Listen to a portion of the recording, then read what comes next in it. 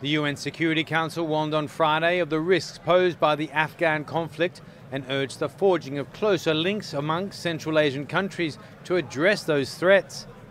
Kazakhstan, the Council's current chair, introduced their initiative to discuss the situation in Afghanistan from a regional perspective.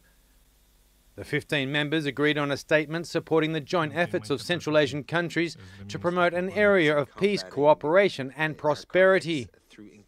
Kazakh Foreign Minister Kairat Abdurakhmanov defended the integration process in Central Asia and said he hoped that greater dialogue and exchanges would produce solutions to shared problems.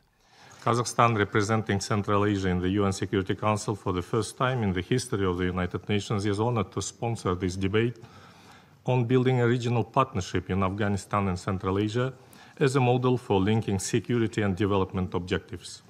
UN Secretary General Antonio Guterres warned that the Afghan situation affects the whole world.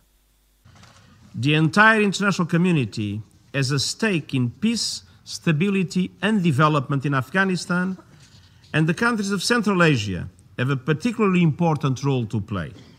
The fight against terrorists is also a priority for the international powers, including Russia and the United States, who insisted on the issue during Friday's session. US Deputy Secretary of State John Sullivan was clear about his country's objective. We will not allow Afghanistan to serve as a safe haven for terrorists as it did in advance of September 11th, 2001.